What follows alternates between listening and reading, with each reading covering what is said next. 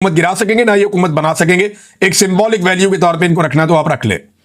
इसी तरह मुराद फौरी तौर पे कम की जाएंगी जो मुराद दी जाती हैं, और बाकी मुतालबात भी फिर साथ साथ मान लिए जाएंगे।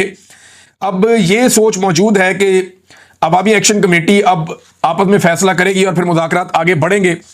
ये डेवलपमेंट हुई है और अभी तक दोनों के बीच में दोबारा मुज़ाकरात कब होने हैं मेरे पास इसके बारे में इंफॉर्मेशन नहीं है, क्योंकि हुकूमत ने कुछ चीज़ें तस्लीम की हैं, कुछ चीज़ें रिक्वेस्ट की हैं।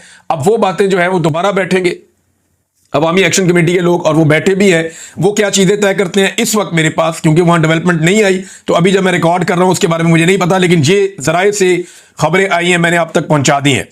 तो ये जो एक इंटेलिजेंस की रिपोर्ट आई हुकूमत के पास और इस्लामाबाद में पहुंची, उसने सबको हिलाकर रख दिया और ताकत वहां पे नाकाम हो गई थी।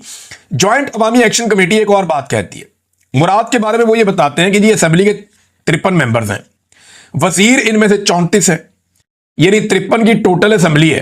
एक को अपोजिशन में डाल देते हैं और 34 उसके अंदर वजीर हैं इस वक्त, 10 उसके अंदर मुशीर हैं इस वक्त, वजीर आजम और सदर दो बीच में ये भी शामिल है।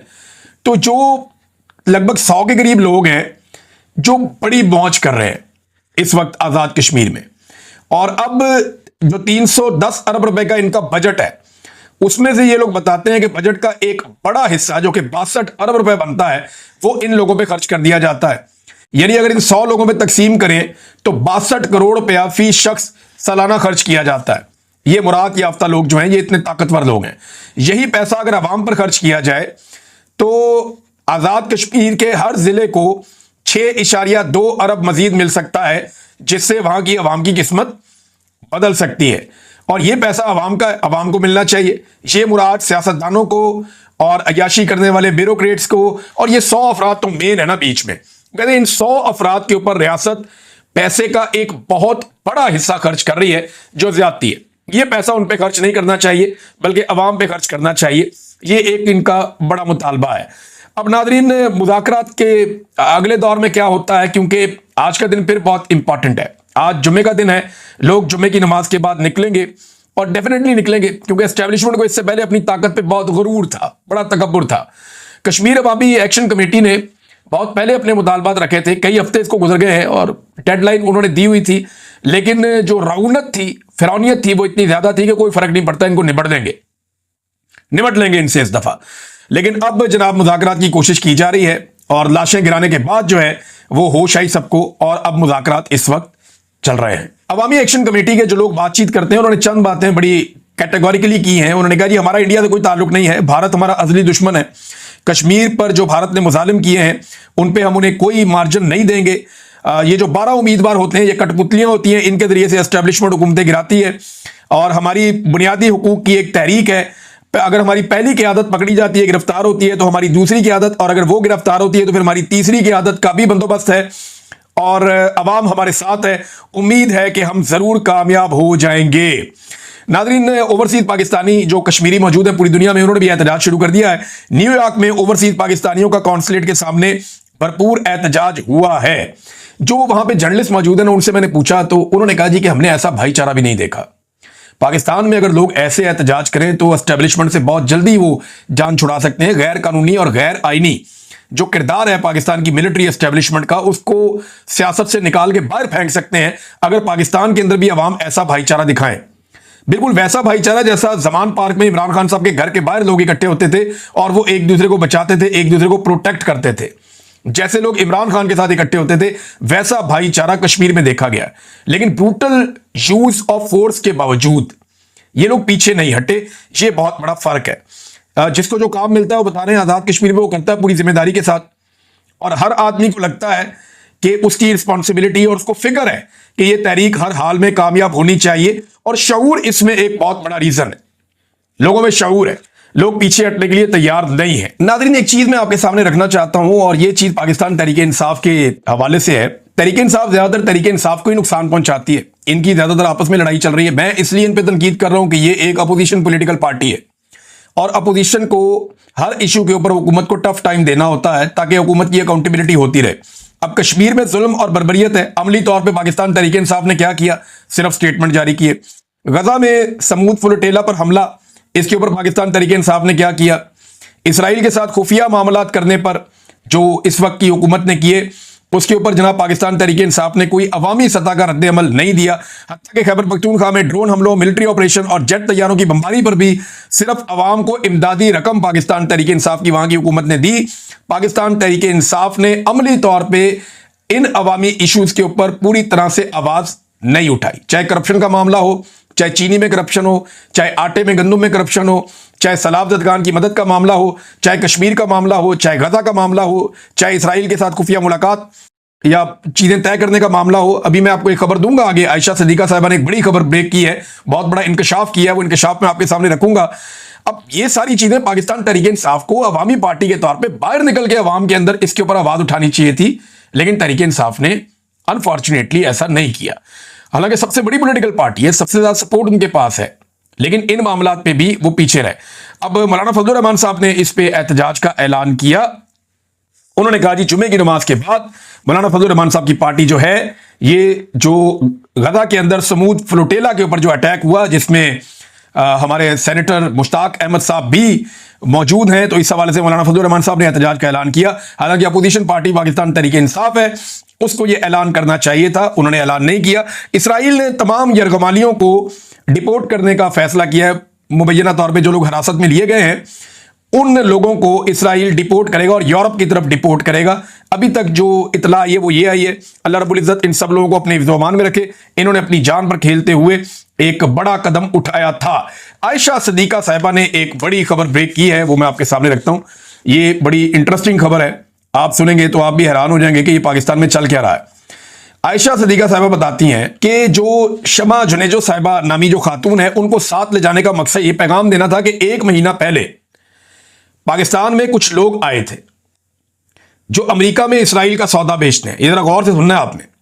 आयशा सिद्दीका साहिबा कह रही है, मैं नाम नहीं लेती, ये शमा जुनेजो साहिबा को ले जाकर भी इसराइल को एक पैगाम दिया पाकिस्तान ने कि यूएन में देखें हम उसको साथ लेकर आए जो आपको तस्लीम करना चाहते हैं।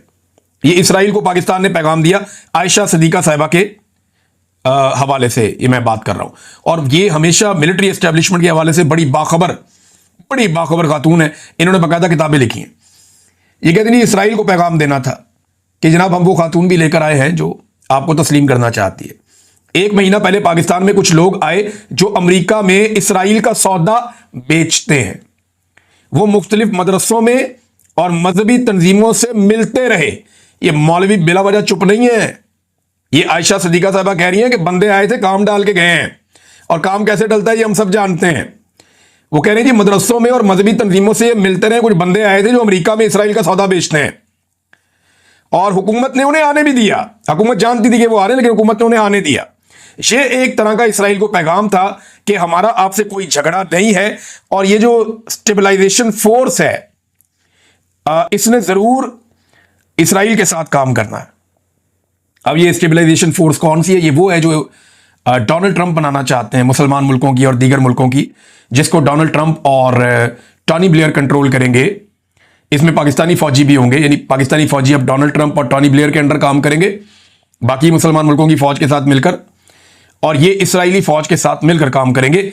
ये आयशा सिद्दीका साहिबा ये फरमा रही हैं। अब ये बहुत बड़ा इंकशाफ है। दफ्तर खारजा या पाकिस्तान की गवर्नमेंट इसके ऊपर रिस्पॉन्ड कर सकती है, लेकिन उन्होंने ये खबर दी है तो नॉर्मली उनकी खबरें ठीक साबित हो जाती हैं। नाज़रीन, कामरान खान साहब जैसा एक सहाफी जिसने आसिम मुनीर साहब की बड़ी गेम उठाई, जिसने शहबाज शरीफ साहब की बड़ी गेम उठाई, जिसने बार बार कहा कि यार ये बंदे तो जमीन आसमान एक कर दिया, दिन रात एक कर दिया, ये पाकिस्तान को 4 चांद लगा देंगे, ये पाकिस्तान की मईशत को जमीन से आसमान पे ले जाएंगे, ऐसे प्रोग्राम्स किए। अब कामरान खान जैसा बंदा भी, कल मैं देख रहा था, सर पकड़ के बैठा हुआ कि पाकिस्तान की मईशत का बेड़ा ही गर्क हो गया, कुछ पाकिस्तान की मईशत में नहीं बचा। जो तजारती खसारा है पाकिस्तान का इस वक्त वो बुलंद तरीन सतह पे पहुंचा हुआ है। पाकिस्तान की एक्सपोर्ट्स जो है वो हाल ही में 12% मजीद कम हो गई हैं। महंगाई की शरह पाकिस्तान में लगातार बढ़ती जा रही है। ये जो टैक्स कलेक्शन होती है पाकिस्तान में, जो टैक्स इकट्ठा किया जाता है जिससे पाकिस्तान में पैसा आता है, वो भी पूरी नहीं हो पा रही और आलमी इदारे इसके ऊपर तशवीश का इजहार कर रहे हैं। वर्ल्ड बैंक पहले ही कह चुका है कि हमारा इकोनॉमिक ग्रोथ मॉडल बहुत बुरी तरह नाकारा हो रहा है। गुर्बत में पाकिस्तान में लगातार इजाफा हो रहा है। इंटरनेशनल रिपोर्ट्स के मुताबिक पाकिस्तानी आधे तकरीबन गुर्बत की लकीर से नीचे चले गए हैं। पाकिस्तान का कर्जा जो इमरान खान साहब के दौरे हुकूमत में 40,000 अरब के करीब था, अब 80,600 अरब रुपए से जायद हो गया। यानी जब से पाकिस्तान बना, हमने 75 साल में जितना कर्जा लिया उतना कर्जा शहबाज शरीफ की हुकूमत ने 3 साल में ले लिया। यानी आसिम मुनीर साहब और शहबाज शरीफ साहब और जनरल बाजवा के दौर में पाकिस्तान ने जो कर्जा लिया वो उतने कर्जे के बराबर है जितना पाकिस्तान ने 75 साल के अंदर लिया। यानी 40 या 43 हजार अरब रुपए थे जो पहले थे, और अब जो है वो 80,600 अरब रुपए से जायद का कर्जा पाकिस्तान पे चढ़ गया। ये नाज़रीन पाकिस्तान के साथ इन्होंने किया। बैरूनी सरमायाकारी लगातार नीचे ही जा रही है, ऊपर नहीं आई। इन्होंने बड़े दावे किए कोई सरमायाकारी बाहर से पाकिस्तान में नहीं आ रही। इसमें कुछ चीजें हैं, मैं आपके सामने अभी रख देता हूं। बड़ी बड़ी कंपनियां पाकिस्तान को छोड़कर जा रही हैं। SIFC बुरी तरह नाकाम हो गया है, और जिब्रान इलियास साहब ने कुछ डाटा शेयर किया। वो बताते हैं कि सिर्फ पाकिस्तान से प्रॉक्टर एंड गैमल, ये बहुत बड़ी कंपनी है, इसके टीवी पे इश्तिहारात भी हम हमेशा से देखते आए हैं, और इसमें जिलेट का एक बहुत बड़ा रोल भी था, और बहुत सारी और चीजें भी ये बनाते थे। तो ये पाकिस्तान को जनाब छोड़ के जा रहा है, यहां पे अपने काम खत्म कर रहा है। अप्रैल 2023 में सनोफी अवेंटिस, ये जनाब एक फार्मास्यूटिकल्स की एक बड़ी कंपनी है, ये छोड़ गई। और 2023 में ही शेल पाकिस्तान, उसके बाद जनाब बायर छोड़ गया पाकिस्तान को जून जुलाई 2023 में। दिसंबर 2023 में टेलीनोर चला गया। मई 2023 में असासों की फरोख्त हुई फाइजर के। उसके बाद जनाब अपने हिस्से बेच दिए या अपने शेयर्स बेच दिए टोटल एनर्जीज ने। उसके बाद एली लिली फार्मास्यूटिकल्स ने नवंबर 2022 में अपनी मैन्युफैक्चरिंग पाकिस्तान में बंद कर दी। जुलाई 2025 में माइक्रोसॉफ्ट टेक्नोलॉजी, ये भी पाकिस्तान छोड़ गए। और अब जनाब जो क्रीम है, जैसे ऊबर है, जैसे क्रीम है, ये क्रीम जो है वो जुलाई में ये भी पाकिस्तान को छोड़ गई इसी साल। और अब जनाब प्रॉक्टर एंड गैम्बल, ये बड़ी बड़ी मल्टीनेशनल कंपनियां हैं और ये पाकिस्तान को छोड़ छोड़ के जा रही है। और इसके ऊपर जो है वो दुनिया भर के जो तजिया निगार हैं, जो इदारे इस बारे में काम करते हैं इन्वेस्टमेंट के बारे में, वो ये बता रहे हैं कि पाकिस्तान में अलार्मिंग सिचुएशन है। लेकिन पाकिस्तान का वजीर आजम, उसने एयर फोर्स वन को रिक्शा बनाया हुआ है, वो दुनिया में ट्रैवल कर रहा है, वो कहके लगा रहा है, लोगों के साथ जबरदस्ती जफियां डाल डाल के तस्वीरें बना के साबित कर रहा है कि मेरे से बड़ा लीडर कोई नहीं है। और पाकिस्तान के आर्मी चीफ वो जनाब ब्रीफ केस के अंदर मादनियात लेकर जा रहे हैं कि जनाब हमसे ये सौदा बहुत जबरदस्त है। बतौल एमल वली खान के दुकानदार वाला काम किया उन्होंने, एक ताजिर वाला काम किया उन्होंने, जो उनको सूट नहीं करता, और ये लोग इसको माइंड